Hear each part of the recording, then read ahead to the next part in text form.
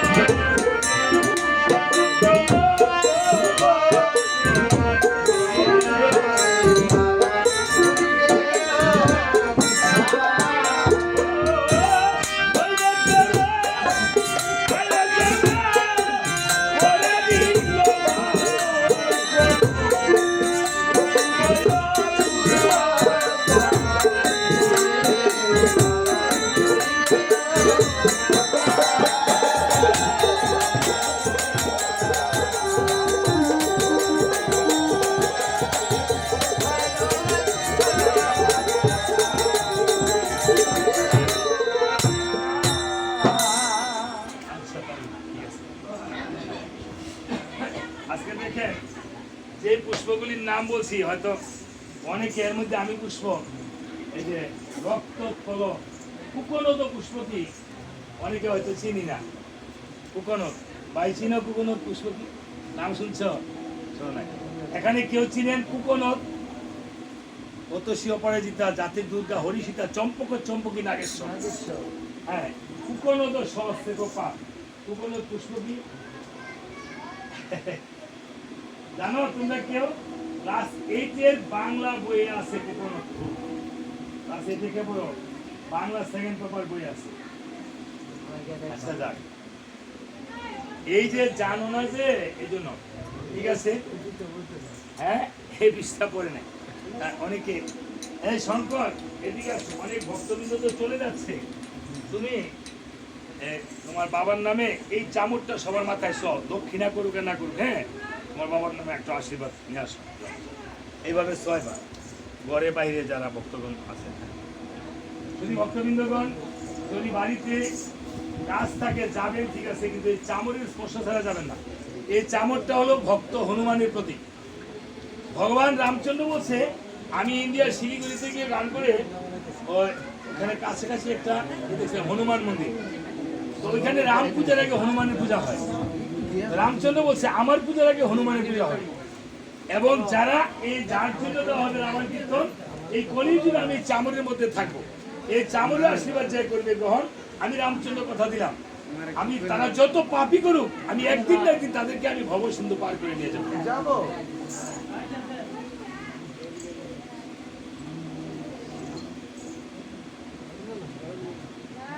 কুকনদ পুষ্প হলো লাল শাপলা। লাল শাপলা ফুলকে কুকনদ পুষ্প হয়। যাক, এইভাবে যখন অপূর্ব অপূর্ব ফুল দিয়ে মাকে পূজা দিল, পৃথিবীর এমন কোন ফুল নাই যে বানরগণ কবিগণ আনে নাই, কিন্তু তারপরও মা দেখা দিল না। এখন রামচন্দ্র বলছে কোথায় বিভীষণ, হ্যাঁ আমাকে মা দেখা দিল। বলছে এত পুষ্প দেওয়ার পরও মা যেই পুষ্পে তুষ্ট সেই ফুলটা তুমি মাকে দাও নাই। আবার বলছে আবার কোন ফুল বাকি দিল? বলছে মা নীল পদ্ম বড় ভালোবাসে। এত পুষ্পের পরে মা কি ফুল ভালোবাসে? নীল পদ্ম।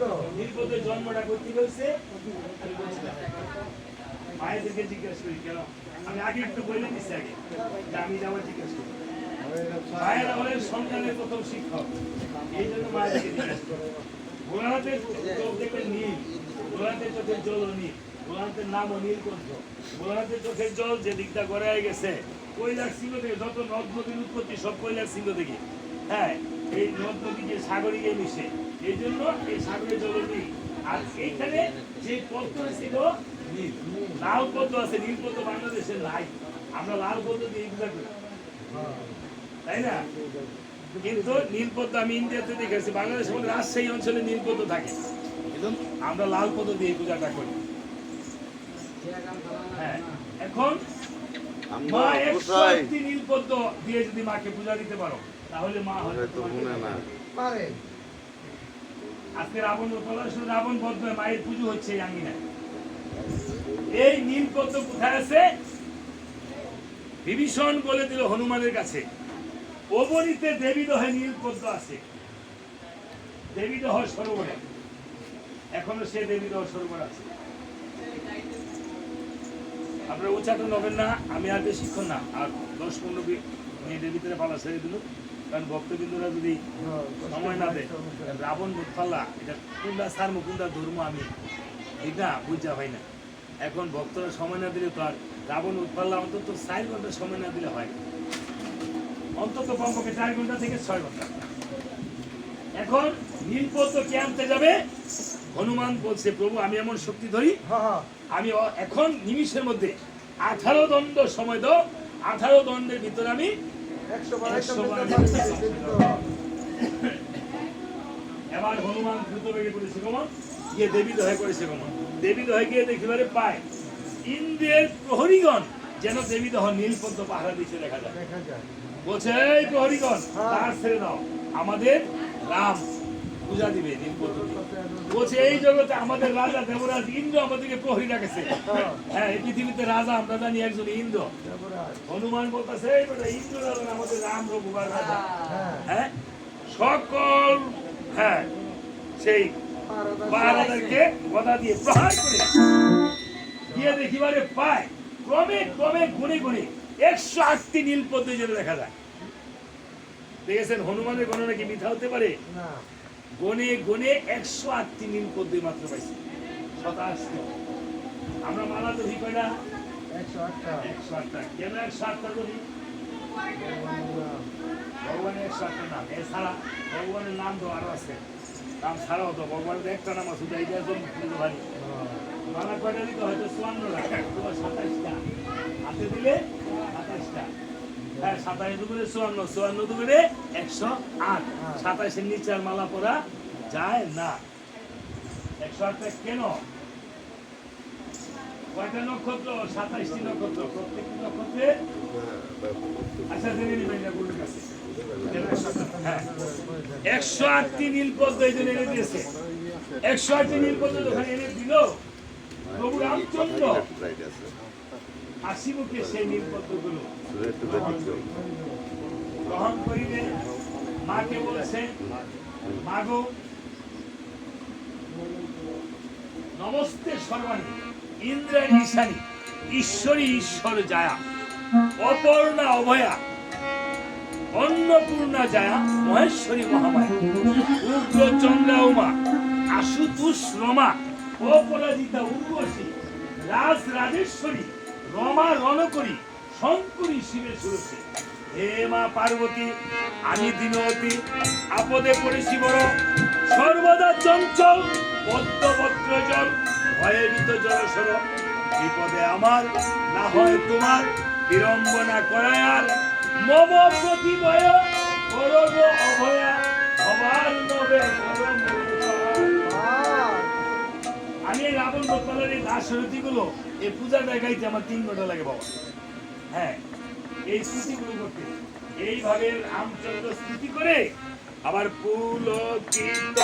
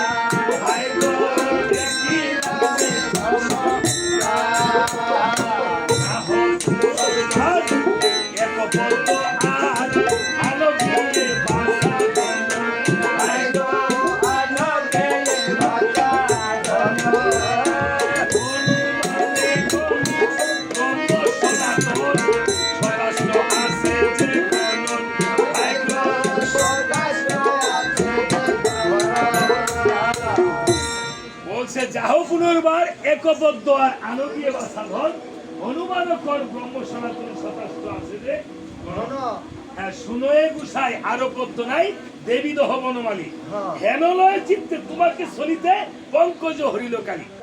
পঙ্কজ কি? পদ্ম ফুলের নাম পঙ্কজ। হনুমান বলছে প্রভু ওইখানে 108টার বেশি আর পদ্ম নাই। আমার মনে হয় তোমাকে ছলনা করিতে এই কালী এই পঙ্কজ ধন করে নিয়ে গিয়েছে। পবননন্দনে কহিল যখন শুনিয়া বিস্মিত রাম আকি চলো চলো বহে অশ্রু জল কান্দেন ত্রিলোক দাম। বুঝিলাম আমার এই কপালের সার আছে যে কত যন্ত্রণা কীর্তিবাসে গায় এ তো আমার অভয়ার বিড়ম্বনা। রামচন্দ্র বলছে, ভাই লক্ষণ, হ্যাঁ আমাকে একটি ধনুক বাণ উঠিয়ে দাও রে ভাই। কেন প্রভু? মায়ের পূজায় তো ধনুক বাণ লাগে না প্রভু। ভাই রে, অযোধ্যাবাসী আমাকে নীল কমল আখি বলে ডাকে।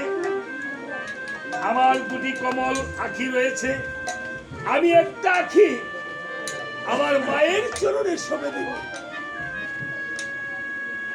যখন ধনুক বাণ উঠিয়ে দিয়েছে, আমি প্রভু রামচন্দ্র যখন চক্ষু উৎপাদন করিতে গেল, বলল, হেলো কালে রামচন্দ্র।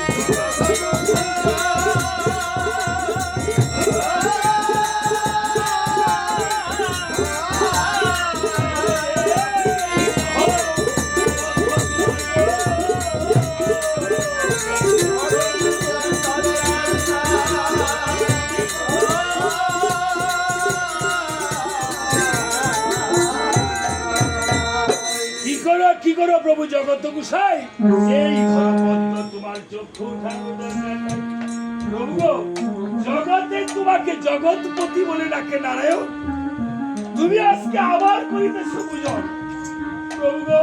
তাই আমি একটি পদ্ম হরণ করে রেখে দিয়েছি, এই পদ্ম দিয়ে তোমার চরণে আমি সঁপে দিব এখন। এই বলে মা কাত্যায়নী জয় রঘুবীর নারায়ণ বলে প্রভু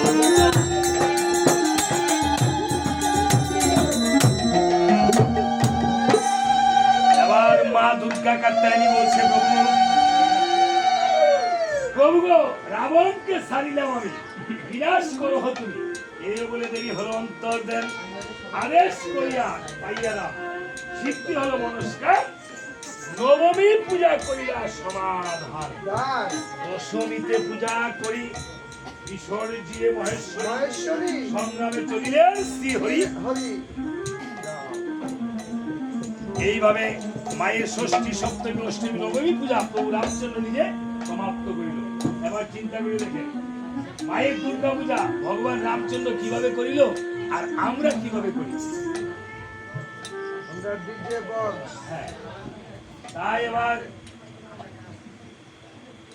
রামচন্দ্র মায়ের পুজো করে রণস্থলে গমন করছে। বিভীষণ বলছে, নিত্য হে রাম, মায় যতই বলুক রাবণকে ছাইড়ে গেছে গা।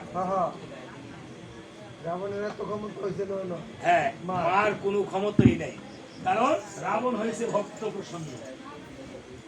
এই পৃথিবীতে ভগবতী ভক্তকে ভালোবাসে, ভক্তকে ছেড়ে যাওয়ার ক্ষমতা ভগবতীর নাই।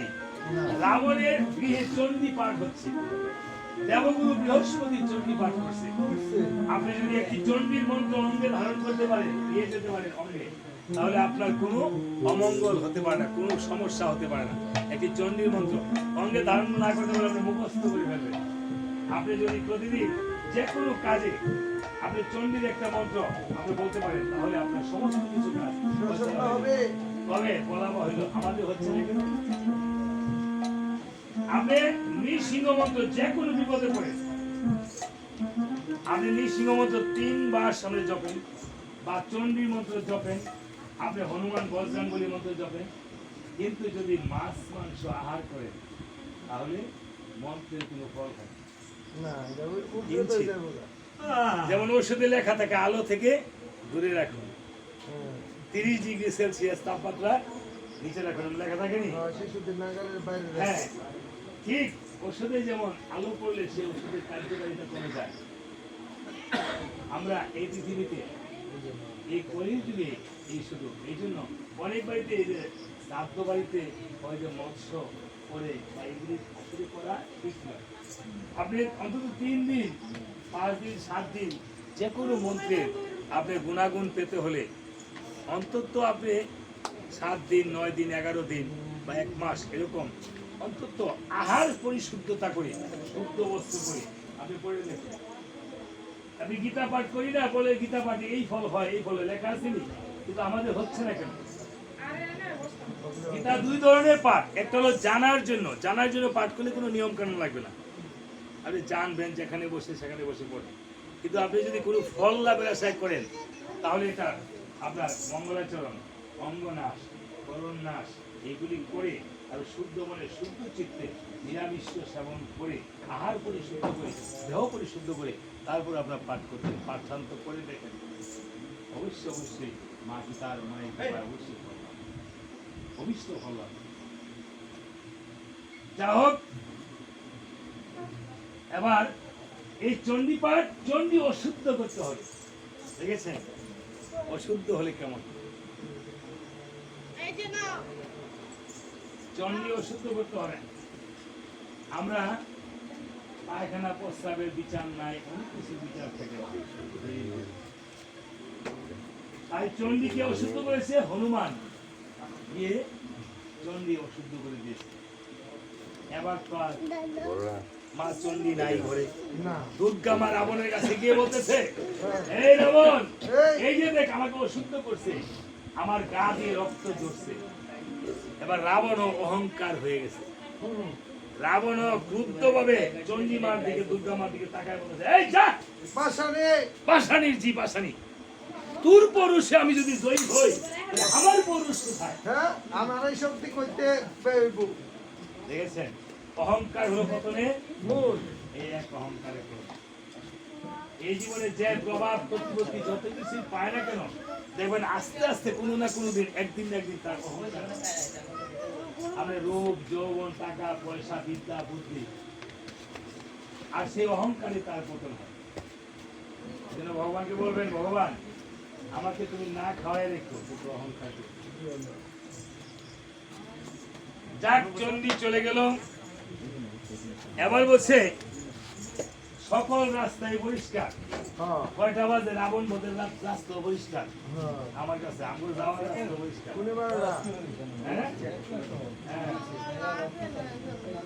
সকল রাস্তা পরিষ্কার, রাবণের মৃত্যু বাঁধা রাবণের হাতে। তবে এটা যে রাখছে কোথায় এটা আমি জানি, এটা তো জানি না। যেমন আমার মরণ আমার কাছে হই, আপনার মরণ আপনার কাছে, যার যার মৃত্যু কিন্তু তার কাছে। আপনি যদি জানেন তাহলে আপনার কবে চলে যাবে। এমন কিছু মানুষ আছে বলে যায় এমন দিন এতটার সময় আমি পরলোকবাসী কয়ে যায় না, লোকনাথ বাবা কইছেনি, লোকনাথ বাবা ছাড়াও হ্যাঁ আমাদের বড় দাদা বলে গেছে যে মুখ আমি সূর্যোদয় হবে তখন আমি পরলোকবাসী হব। আপনি শুধু মিথ্যা কথাটা, বৃথা প্রলাপটা আপনি 12 বছর না করে দেখেন। মিথ্যা কথাটা আপনি যা বলবেন, যাকে যা আশীর্বাদ করবেন তাই বলবেন। শুধু হ্যাঁ এক যুগ বেশি না, এখন থেকে প্রতিজ্ঞা করবেন শুধু মিথ্যা কথাটা বলবেন না। সব মিথ্যা প্রলাপ, আর আপনি মিথ্যা প্রলাপ করলে তো মিথ্যা কথা বলতে হবে, তাই না? আমরা যেমন মাস্টার মানুষ, মাস্টার মাস্টারি করি, আরে নাগিরি করি, মিথ্যা কথা কোন লাগে বুঝেন না? আঙুর বাইক করতে আমরা আপনি নিজে কবে যাবেন সেটাও বলতে পারবেন, এবং মানুষের দিনক্ষণ আপনি দেখতে পারবেন, এবং আপনি যদি অভিশাপ দেন সেটাও বলবে, আপনি যদি আশীর্বাদ দেন সেটাও বলবো। কলিকালে ব্রাহ্মণ আশীর্বাদও বলে না, অভিশাপও বলে না।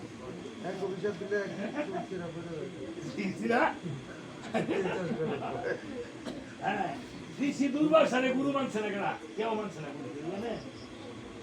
ঋষি দুর্বাসারে কেউ গুরু মানে না, আর সকল মুনিরাই শিষ্য করছে বুঝছেন, কিন্তু ঋষি দুর্বাসারে শিষ্য করতেছে না, এটা মানছে না।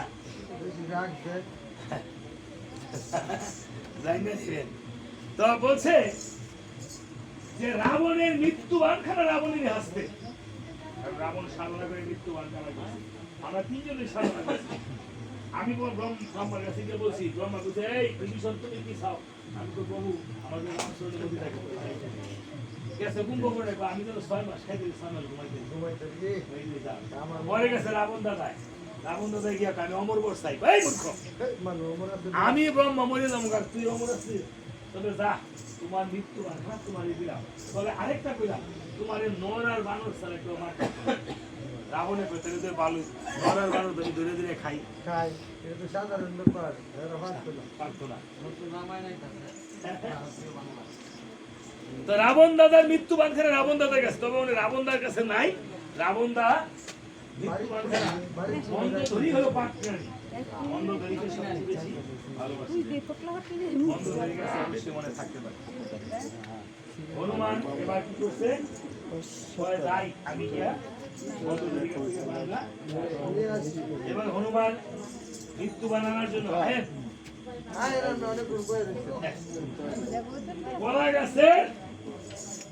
কলা গাছের ছাল দিয়া দিছে একটা মইয়াউন বইয়া উন কিসের ওইটা আর কি ওইটা ওটা দিছে নি আর ওই যে বিভিন্ন হ্যাঁ হ্যাঁ মহারাজ সাজে বুঝেন না, হ্যাঁ মহারাজ সাজে সেদিন বুঝে দিদি আইছিলেন না দিদি আইছে না হ্যাঁ এবার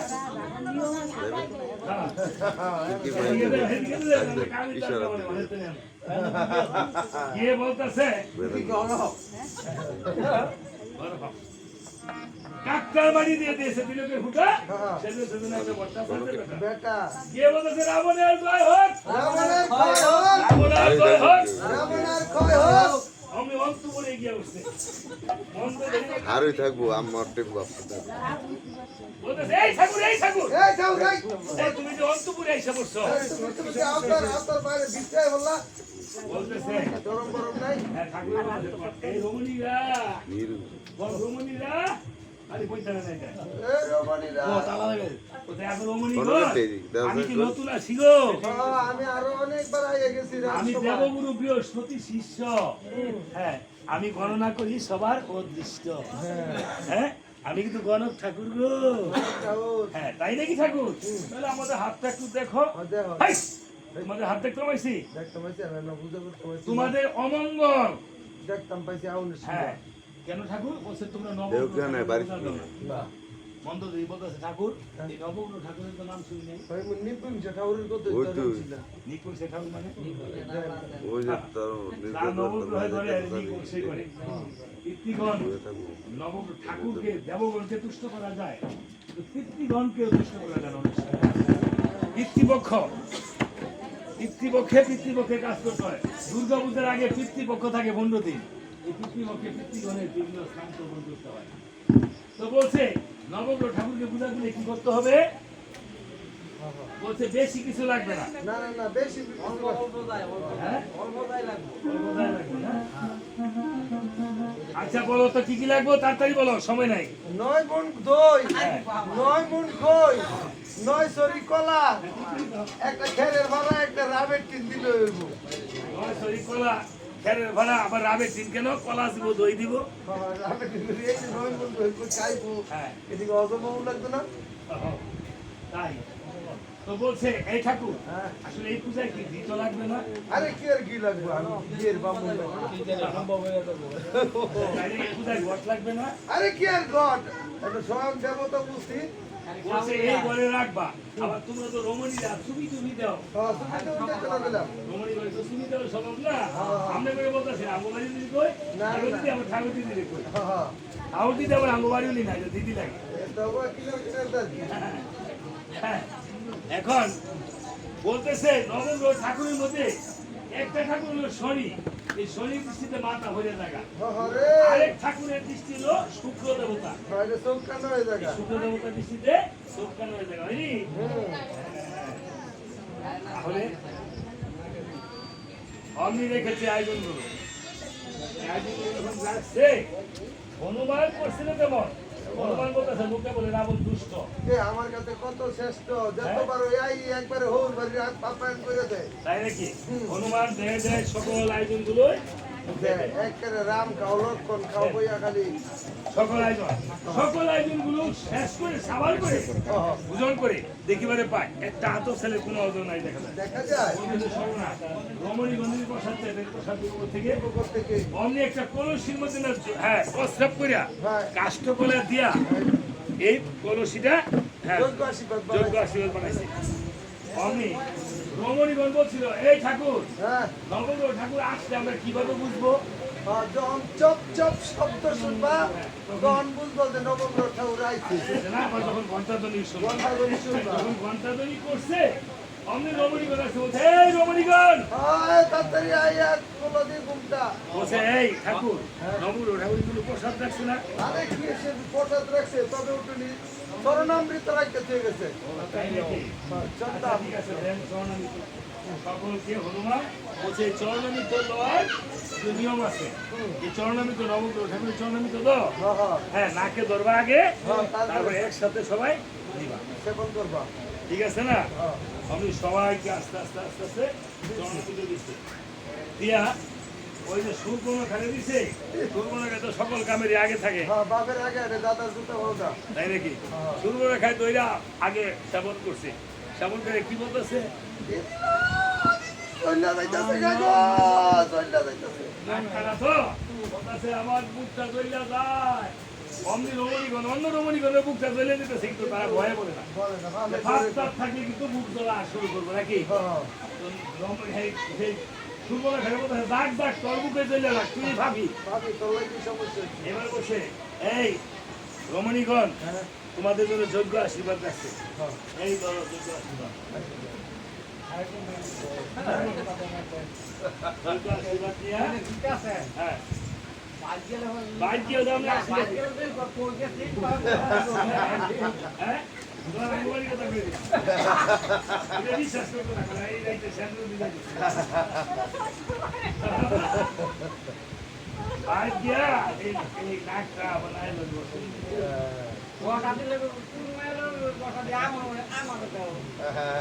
এই বলে তখন বলে এই মন্দধরি হ্যাঁ তোমার কাছে একটা মৃত্যুবান আছে না আরে কিসের মিত্র বানে এটা তুমি কি কও আরে আমি আকাশ পাতাল করি তোমার কাছে বান আছে না অমনি রমণীদের তো একটা নেশা থাকে যেই ঘরে গোপন জিনিস থাকে এই দিছে ঘরের মধ্যে একটা দিস না মন্দধরি খালি ওই দিকে তাকাইতেছে ওই ঘরে বলতেছে এই তোমার আর তাকাইতে হবে না এই ঘরে তুমি মৃত্যুবান খানে রাখছো না এই তুমি তো সাংঘাতিক বুঝায়ো হ্যাঁ আমি ওরকম সুতিস না বাবার কত জিনিস হ্যাঁ অমনি বলতেছে দেখো এই মৃত্যুবান খানা নিয়ে আসো হ্যাঁ আমি এর মধ্যে বীজ মন্ত্র যাপন করি করি অমনি মন্দধরি যখন মৃত্যুবান খানে নিয়ে দিয়েছে হ্যাঁ মৃত্যুবান খানা মন্দধরি নিজ হস্তে হস্তে উঠিয়ে দিয়েছে মৃত্যুবান খানা নিয়ে দ্রৌপদী হনুমান দাস ব্যক্তি দিয়ে আমি ভিক্ষা গ্রহণ করে বলছি, এই যে চেয়ে দেখো আমি কে। আমি কে অমনি চেয়ে দেখিবারে পায় একটা ঘর ঘুরা যেন বানর দেখা যায় সকলে রাখতেছে ভগবান তোমরা কে কোথায় আছো দেখে আমার যাও প্রাণনাথের প্রাণধর নিয়ে যাচ্ছে আমি মন্দধরি এসে বলতেছে এবং সাথে সাথে সুরবনে খাইছে বলতেছে বলি গো ও বাদি এইটা তো হনুমান না হ্যাঁ হ্যাঁ বাদর তো বাগুন খাইতে খাইতে- পছন্দ করে।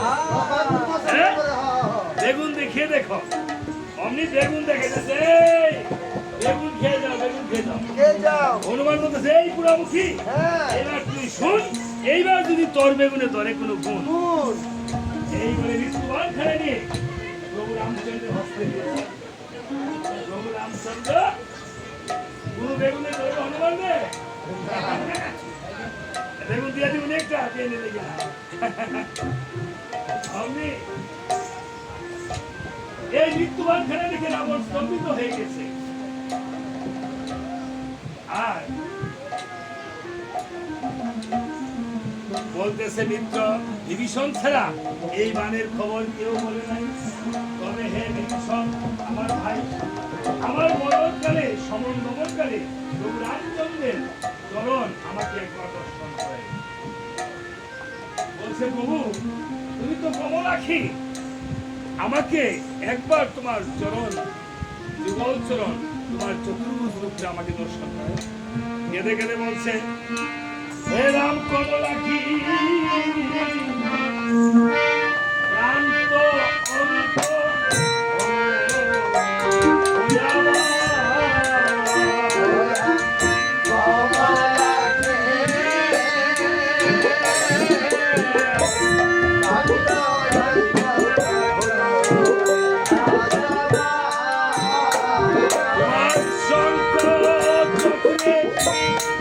পথে ভিন্ন যাবে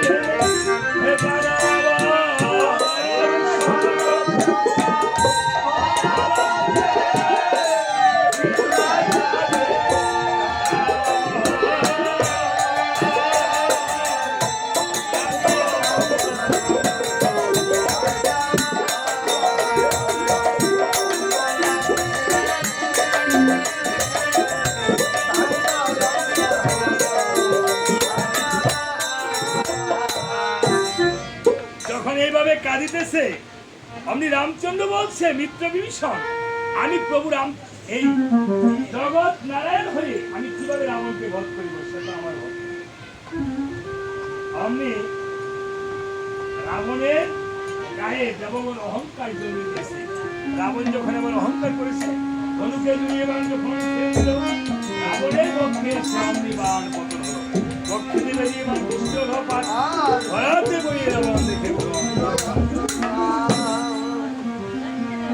রাবণ পড়ে আছে ধরাশায়ী হয়ে। আর রামচন্দ্র গিয়ে বলছে, রাবণ তুমি তো ত্রিভুবনজয়ী রাজা, তুমি আমাকে কিছু রাজনীতি শিখিয়ে দাও।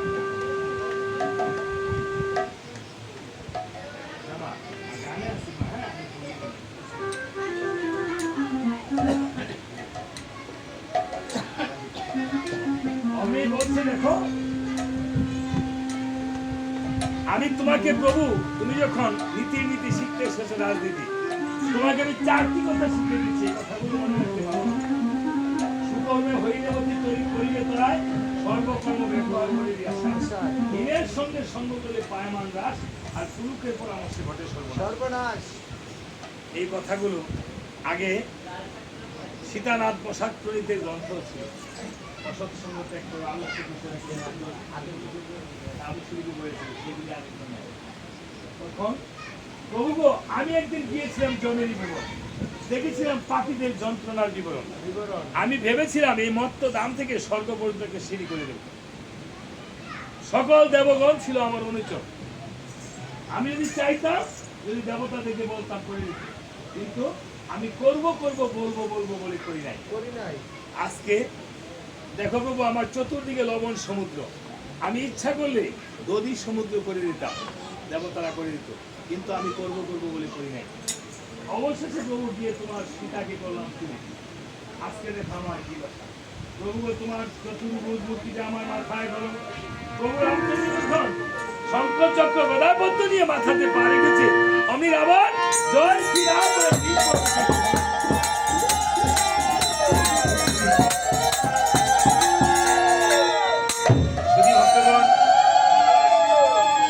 আজকে ভক্ত রাবণের আত্মা যেমন বৈকুণ্ঠ লিখে চলে গিয়েছে, আমার এই দাদা বাবু, আমার এই জামাই বাবু সতীশ চন্দ্রশেখর ধরে আত্মা যেন এমনি ভাবে ভগবান রামচন্দ্রের শ্রীচরণে চলে যায়। এই সতীশ বাবুর জন্য পালাটা উৎসর্গ করো সবাই বলে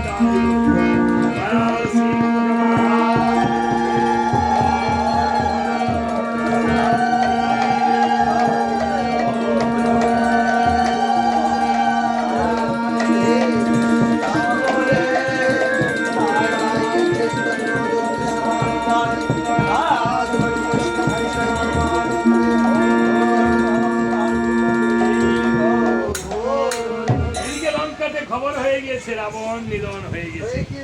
মন্দোদরী আথুলাথু বেশে এসে কেঁদে কেঁদে বলতেছিল, ওই ও কি হলো গো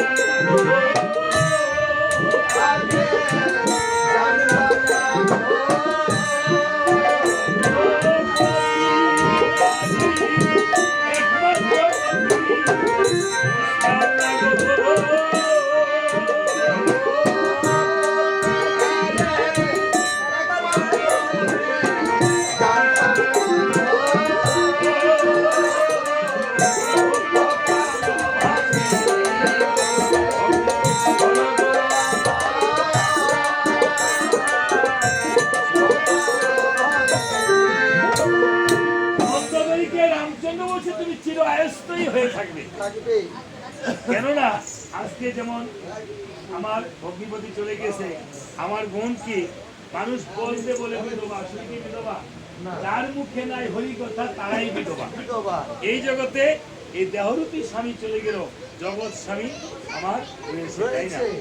তাই বলেছে, হ্যাঁ, মন্দ ধরি তুমি চির আয়স্ত হয়ে থাকবে, রাবণের চিতা নির্বাপিত হবে না। না। কারণ মানুষ দন্ত ধারণ করে যাহা ফেলবে রাবণের চিতাতে চলে যাবে। এইভাবে রাবণকে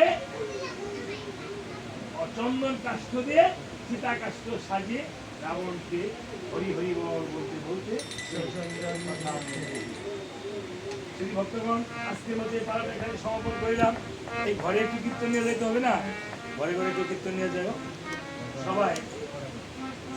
আজকে তাদের জন্য আশীর্বাদ করবেন। জয় জয় জয়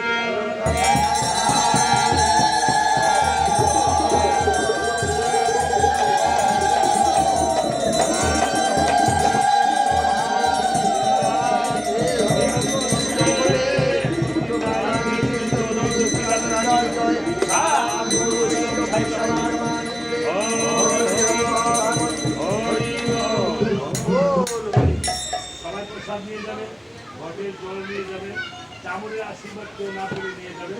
যদি মনোবাঞ্ছা থাকে ঘরে ঘরে নিয়ে যাবে। এই প্রসাদটা দিয়ে দেন ভক্তগণ।